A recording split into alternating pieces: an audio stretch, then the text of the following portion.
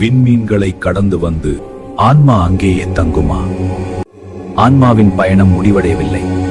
அமைதியின் உலகங்களை கடந்த பின் அது காத்திருக்கிறது. ஒரு தீர்ப்புக்காக அல்ல, ஒரு புதிய தொடக்கத்திற்காக. பிரபஞ்சத்தின் மையத்தில் ஒரு சக்கரம் சுழல்கிறது. அது சம்சார சக்கரம். பிறப்பு, வாழ்வு, மரணம், மறுபிறப்பு, மீண்டும் மீண்டும் மீண்டும். அந்த சக்கரத்தை கண்ட கருடன் அதிர்ச்சியடைந்தான். ஏன் ஆன்மா மீண்டும் திரும்ப வேண்டும்? ஏன் பயணம் தொடர்கிறது? Why must the soul return? Mahavishnu உரைத்தார், ஆன்மா முழுமையடையாத வரை அதன் பயணம் தொடரும். ஒவ்வொரு பிறவியும் ஒரு பாடம், ஒவ்வொரு வாழ்க்கையும் ஒரு வாய்ப்பு.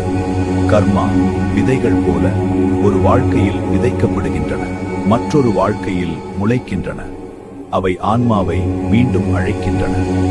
ஒவ்வொரு ஆன்மாவுக்கும் ஒரு புதிய பாதை திறக்கிறது. அந்த பாதையை யாரும் தேர்வு செய்யவில்லை. அதன் சொந்த கர்மா அதற்கான வழியை உருவாக்குகிறது. பின்னர் ஆன்மா இறங்கத் தொடங்குகிறது. நட்சத்திரங்களை கடந்து ஒளியின் சுரங்கம் வழியாக புதிய உலகை நோக்கி. ஒரு புதிய உடல், ஒரு புதிய பெயர், ஒரு புதிய குடும்பம். ஆனால் பழைய கர்மாவின் நிழல்கள் அதனுடன் வருகின்றன. பிறந்தவுடன் முன் பிறவிகளின் நினைவுகள் மறைகின்றன. ஏன்? ஏனெனில் புதிய பாடத்தை கற்க புதிய தொடக்கம் அவசியம். ஆனால் மறந்தாலும் கர்மா மறைவதில்லை. அது மறைநூலாய் தொடர்கிறது. உறவுகள், சந்திப்புகள், வாய்ப்புகள் அனைத்தும் அதன் பின்னலே. மறுபிறப்பு தண்டனை அல்ல, அது வளர்ச்சிக்கான வாய்ப்பு. ஆன்மா அறிவை நோக்கி செல்லும் வரை பயணம் தொடரும். கருடன் புரிந்து கொண்டான். ஒவ்வொரு பிறப்பும் ஒரு திரும்பி வருதல் அல்ல, ஒரு உயர்வு, ஒரு முன்னேற்றம். ஆனால் இந்த சுழற்சி என்றும் தொடருமா? இதிலிருந்து விடுபடும் வழி உண்டா? பிறப்பு, மரணம், மறுபிறப்பு. இவ்வக்கரம் சுழல்கிறது, யுகங்களாக, பிறவிகளாக, அனுபவங்களாக. ஆனால் இந்த சுழற்சி என்றும் தொடர வேண்டுமா? கருடன் கேட்டான். மகாவிஷ்ணுவே, இந்த சுழற்சியில் இருந்து ஆன்மா விடுபட முடியுமா? பிறவியின் கட்டுப்பாட்டை தாண்ட முடியுமா? Can the soul be free? ஆம், அந்த விடுதலைக்கு ஒரு பெயர் உண்டு, மோட்சம். அது பிறவியின் முடிவு, ஆன்மாவின் முழுமை. கர்மாவின் நூல்கள் ஆன்மாவை கட்டி போடுகின்றன. ஆனால் ஞானத்தின் ஒளி வந்தால் அவை கரைகின்றன. ஒரு கட்டுப்பாடு கூட மனிதன் தன்னை தனி உயிர் என்று நினைக்கிறான். அதுவே மாயை. உண்மையில் அவன் பிரபஞ்சத்திலிருந்து பிரிந்தவன் அல்ல, அவன் அதன் ஒரு அங்கம். உண்மையை அறிதல் முதல் படி. நான் யார்? என் இயல்பு என்ன? இந்த கேள்விகளின் பதில் ஆன்மாவை உயர்த்துகிறது. தர்மம் விடுதலையின் வழி. நேர்மை, கருணை, அன்பு, தன்னலமின்மை இவை கர்மாவின் சுமையை இலகுவாக்குகின்றன. பற்றுதலே பிறவியின் வேராகும். எனக்காக. இந்த எண்ணங்கள் மறைந்தால் ஆன்மா இலகுவாகிறது. ஒரு கணம் வருகிறது. அந்த கணத்தில் ஆன்மா உணர்கிறது, நான் உடல் அல்ல, நான் மனம் அல்ல, நான் நித்திய ஒளி. அந்த உணர்வு வந்தவுடன் சம்சார சக்கரம் அதன் மீது அதிகாரம் இழக்கிறது. ஆன்மா அதை கடந்து செல்கிறது. அதன் முன் திறக்கிறது மோட்சத்தின் வாசல். அங்கு பிறப்பு இல்லை, மரணம் இல்லை, காலம் இல்லை, ஒளி மட்டும், அமைதி மட்டும். இறுதியில் ஆன்மா திரும்பிச் சேர்கிறது, தன் ஆதாரத்துடன், பிரிவின்றி, எல்லையின்றி, நித்திய அமைதியில். இந்த உண்மையை அறிந்தவன் மரணத்தை பயப்பட மாட்டான், ஏனெனில் அவன் முடிவை காணவில்லை. ஆனால் விடுதலை பெறாத ஆன்மாக்கள், நீதியின் பாதை. கருடன் அமைதியாக நின்றான். இப்போது அவன் புரிந்து கொண்டான், வாழ்க்கையின் நோக்கம் வெறும் வாழ்வது அல்ல, விடுதலை பெறுவது. கருடன் சிந்தித்தான், விடுதலை சில ஆன்மாக்களுக்கு கிடைக்கிறது. ஆனால் அந்த நிலையை அடையாத ஆன்மாக்கள், அவை எங்கு செல்கின்றன? மகாவிஷ்ணு உரைத்தார், ஒவ்வொரு ஆன்மாவும் தன் செய்கைகளின் பலனை சந்திக்க வேண்டும். அதுவே பிரபஞ்சத்தின் சமநிலை. ஆன்மா ஒரு மாபெரும் மண்டபத்தை அடைகிறது. அங்கு ஒளி மட்டுமல்ல, உண்மையும் நிறைந்திருக்கிறது. அங்கே யமன் காத்திருக்கிறார். அவர் பயமுறுத்துபவர் அல்ல, அவர் சமநிலையின் காவலர். ஒவ்வொரு செயலும் ஒரு எடையை கொண்டது, ஒவ்வொரு எண்ணமும் ஒரு தாக்கத்தை கொண்டது. அவை அனைத்தும் சமநிலையின் தராசில் அளக்கப்படுகின்றன. ஆன்மா தன் வாழ்க்கையை மீண்டும் காண்கிறது. மறந்த தருணங்கள், சிறிய செயல்கள், சொன்ன வார்த்தைகள் ஒன்றும் மறைவதில்லை. அன்பு செய்த இடங்கள் ஒளியாக தெரிகின்றன. கருணை காட்டிய தருணங்கள் பிரகாசிக்கின்றன. நன்மை தன் ஒளியை மறைக்காது. அதேபோல் பிறருக்கு ஏற்படுத்திய வேதனை அதிர்வுகளாய் திரும்பி காட்டப்படுகிறது. பிரபஞ்சம் எதையும் மறைக்காது. இது தண்டனை அல்ல, இது புரிதல். ஆன்மா தன் செயல்களின் உண்மையான விளைவுகளை உணர்கிறது. ஒவ்வொரு செயலும் ஒரு அலை. அந்த அலை ஒரு நாள் திரும்பி வரும்.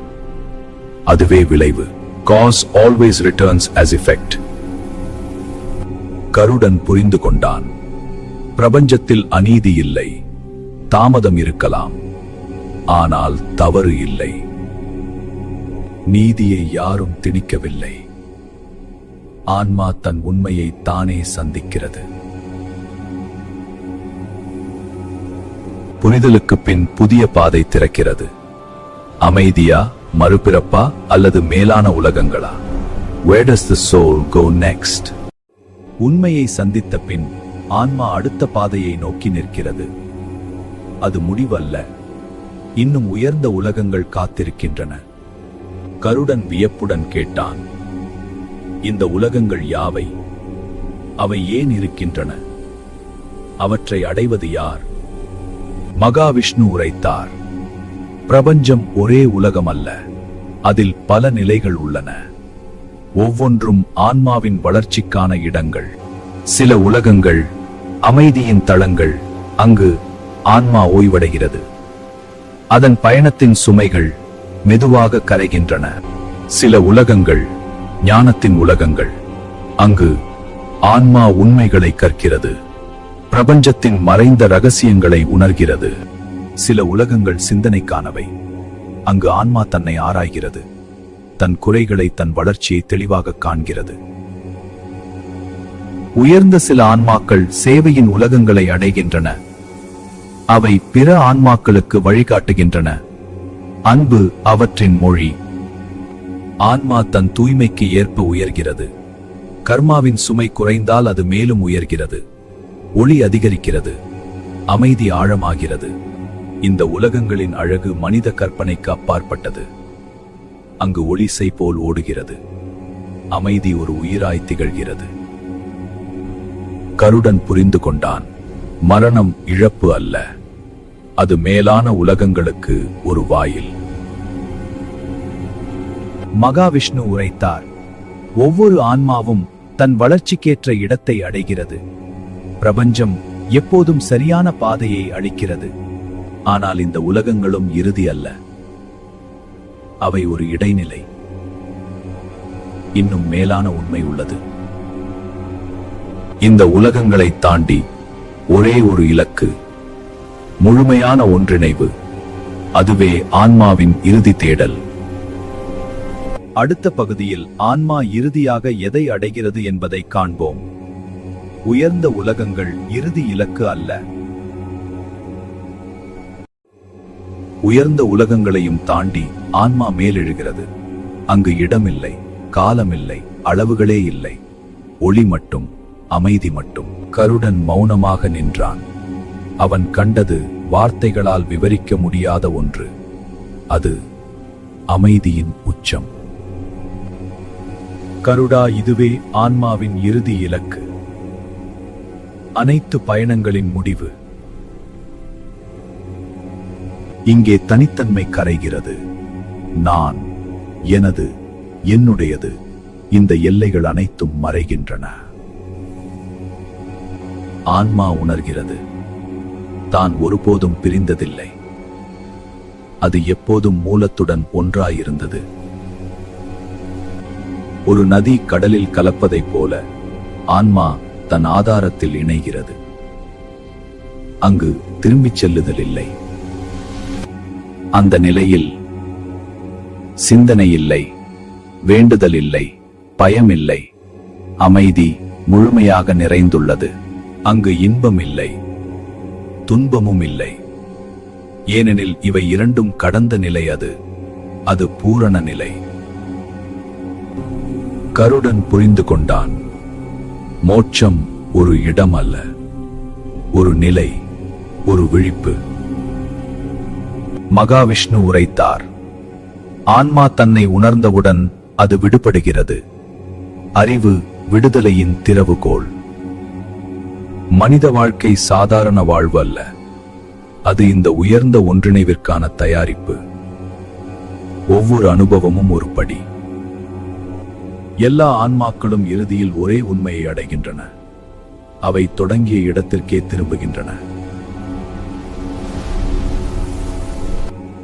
அந்த இறுதி நிலையில் மௌனம் மட்டுமே பேசுகிறது, அமைதியே அறிவாகிறது. ஆனால் மனிதன் இந்த உண்மையை வாழ்விலேயே உணர முடியுமா? மகாவிஷ்ணுவே இந்த உயர்ந்த உண்மையை மனிதன் வாழும் போதே உணர முடியுமா? மரணத்தை காத்திருக்காமல் விடுதலை பெற முடியுமா? மகாவிஷ்ணு மெதுவாக புன்னகைத்தார். கருடா, அதுவே மனித பிறவியின் அர்த்தம். வாழ்க்கை விடுதலைக்கான வாய்ப்பு. மனிதன் தன் உண்மையான இயல்பை மறந்திருக்கிறான். அவன் உடலாக நினைக்கிறான், மனமாக நினைக்கிறான். ஆனால் அவன் அதைவிட உயர்ந்தவன். ஒவ்வொரு உயிரின் உள்ளும் ஒரு ஒளி உள்ளது. அது ஆன்மாவின் நினைவு. அது ஒருபோதும் அணையாது. விழிப்புணர்வே முதல் படி. நான் யார்? என் வாழ்க்கையின் நோக்கம் என்ன? இந்த கேள்விகள் ஆன்மாவின் கதவை திறக்கின்றன. தர்மம் வாழ்வின் திசை காட்டி. நேர்மை, கருணை, பொறுப்பு இவை ஆன்மாவை தூய்மைப்படுத்துகின்றன. பற்றுகளை விட்டொழிப்பது இழப்பு அல்ல, அது இலகுவாகுதல். எதையும் பிடிக்காமல் வாழும் மனம் அமைதியை அடைகிறது. மௌனம் வெறும் ஒலியின்மை அல்ல, அது உள்ளுணர்வின் வாயில். தியானம் ஆன்மாவை தன் மூலத்தை நோக்கி திருப்புகிறது. மெல்ல மனிதன் உணர்கிறான், அவன் தேடிய அனைத்தும் தற்காலிகம். நிலையானது உள்ளேயுள்ள அமைதி. ஒரு நாள் அவன் விழிக்கிறான். அந்த நொடி அவன் உணர்கிறான், நான் இந்த உடல் அல்ல, நான் நித்திய சாட்சி. The soul awakens. அதுவே ஜீவன் முக்தி. உடலோடு வாழ்ந்தபடியே உள்ளே விடுதலையாக இருப்பது. கருடன் புரிந்து கொண்டான். மரணம் விடுதலைக்கான ஒரே வாயில் அல்ல, உண்மையை அறியப்படலாம். மகாவிஷ்ணு உரைத்தார், விடுதலை தொலைவில் இல்லை, அது உன் உள்ளத்தில் காத்திருக்கிறது. இப்போது கருடா அறிந்து விட்டான். ஆனால் இந்த ஞானத்தின் இறுதி சாரம் என்ன? அனைத்து கேள்விகளும் பதில் பெற்றன, அனைத்து பாதைகளும் வெளிப்பட்டன. இப்போது மீதமுள்ளது ஒரே ஒரு உண்மை. கருடன் ஆழ்ந்த மௌனத்தில் இருந்தான். இவை அனைத்தும் ஒரே உண்மையை நோக்கிச் செல்கின்றன.